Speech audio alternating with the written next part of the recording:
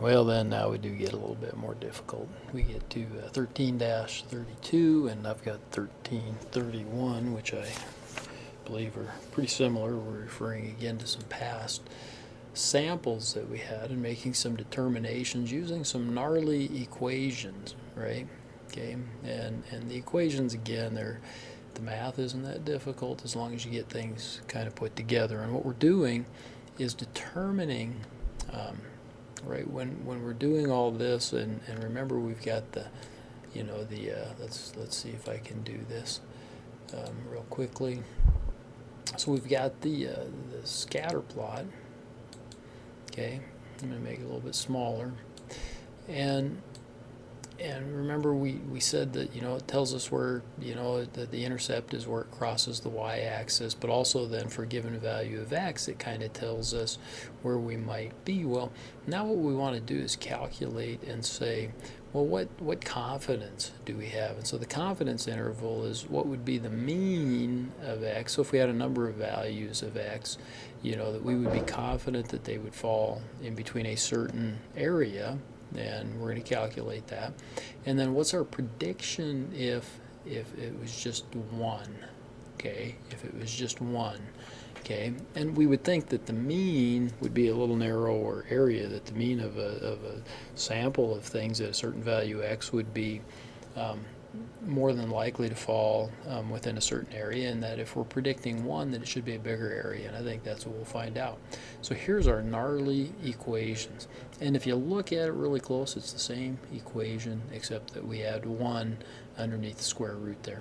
Okay, and so that's kind of how I did it. Now we do have to figure out our t, right? And so we got our degrees of freedom. Okay, our n is 5, our degrees of freedom I believe is -2, and it gives us that our significance in here, I think it says at the 95%, so 0.05 is what we use.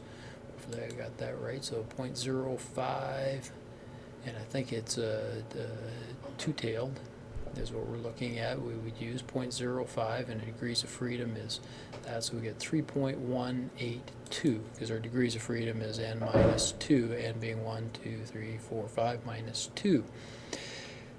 Okay, and now I got it. So there's my t, right? I got that. My s is from the summary, and remember when we were back there, what are we referring to? Exercise 13.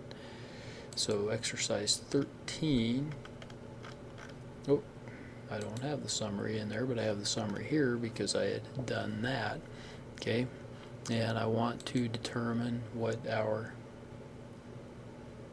what's that, standard error, 0.9919, so it's going to be, where the heck is that one? Well, now that one's escaping me, so I've got to go find that. Hang on, I'm going to pause for a second. It helps if I look at the right thing. I was looking at sheet 13 instead of problem 13, so shame on me. So our standard error is given to us, right? It's calculated for us when we do the regression output. So now I know what my t is, I know what my s is. Okay, I just got to calculate these things, and what does this mean? Okay, so let's start with this. This is going to be 1 divided by n. N's 5, and so we got 1 divided by n. That part of the equation is going to be really easy to calculate, right? But what's this mean? X is what we're looking for, right? X is what's given to us, and that's that 7. So what's the confidence interval for the mean predicted when x is equal to 7? So, by the way, this formula, I don't know if I told you, but the formula is on page 456, kind of towards the bottom, minus my mean, okay, which of x, which is the 5.6, right? So that's given, and then I square that. So to do the top part over here, it is simply equal to 7 my x minus my 5, or I'm sorry, minus my mean. There we go. Okay, and I better put those in parentheses. And I square it. Okay. So that gives me 1.96. Now the bottom then is equal to the sum of my x minus my mean of x squared, which is basically my variance, right? So I've got x, my mean of x, and so I do all my, my calculations. This is equal to this one minus my mean, kind of like we've done so many times before. And I've used my dollar sign so I can do that and carry that on down. Okay, then I square those values. That squared, boom. And then I can carry that on down. Okay, and this little doodad here means sum of, and so simply I just need to sum those. There we go, 29.2. Okay, so this bottom part's 29.2, so now I got to take the top part and divide it by the bottom part, right? So 1.96 divided by that, so it's equal to 1.96 divided by 29.2, and that's what I have. Now I've got the right side of the equation done. This side here, the one divided by n, well, that's not too tough, is it? Equal to 1, oops, got to hit the right number, right? Equal to 1 divided by my n, which is 5, okay, sample size. So now I've got this side and this side, and I add the two together. Bingo, here, so it's equal to this plus this. Okay, and I've got that represented here, right? Everything underneath the square root, but obviously I still have to take the square root of that. So it's equal to the square root of this number. And there we go. Okay, so now I've got everything. I've got the square root done, all this done, and I just have to multiply that times t and s, which I have up here. Okay, so that's simply equal to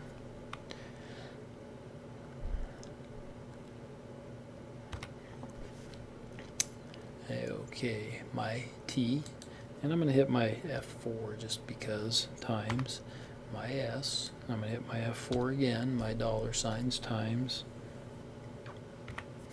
my number here that I came up with, right? The calculated number under, the whole square root thing there. There we go. Okay.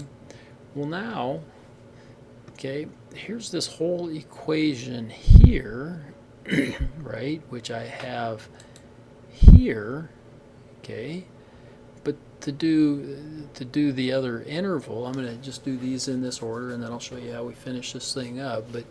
But to do it in this order, I just got to add 1, right, and then take the square root. So all I have to do is say this is equal to this plus 1, or 1 plus that, if you want to get technical and put it in order, right? Now I can take the square root of that. Okay, I can just copy this one over because that's the square root of that one. Okay, and because I multiplied it, or I used my my dollar signs, I can just carry this one over as well. Okay, and so that's giving me this one. Okay, so sorry, I got a little frog in my throat. So when I calculate these, the first one, my mean interval, is my 6.308. Where do I get my 6.308? Oops, I'm sorry. My 6.308 is my y hat given 7. Okay, so I got to go back. I don't think I have 7 here. Okay, I do it here. That's what they asked me to calculate, right? So it's my y hat 3.767 plus my slope times 7. So I end up with 6.308, which I have, up here. So to do my predicted interval for the mean of x, it's simply equal to 6.308 plus or minus then this number, right? Because it says plus or minus. So it's my y hat, which I've done, with 7 being the number, okay, plus or minus this number, and so it's simply equal to, oops, I could go back, I need to go all the way back here, take this number, okay, in this case I'm going to do plus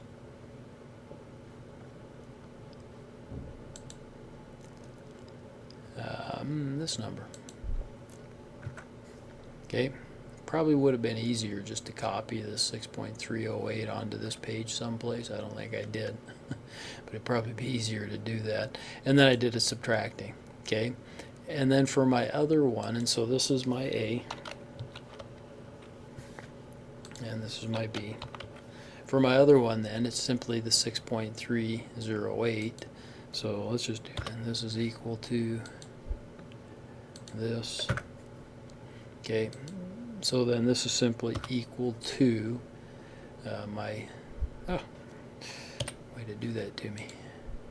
Let's try this again. This is equal to, why does it keep doing that? I don't know why it does that sometimes. It just fries me. Let's escape out of here again. Let's move this further away. Now let's see. Equal to this plus this. Okay, and this one then is simply equal to this one minus this one. Okay, so again, if I'm predicting an individual value, okay, I got a wider range, right? Because I'm just predicting one. If I'm predicting the mean of a set of individual values, I can be a little bit narrower. I can be confident that the mean's going to be a little bit in a little tighter range. Okay, that's all that's really saying, and so it gives us the intervals of each. So there you have 13-32.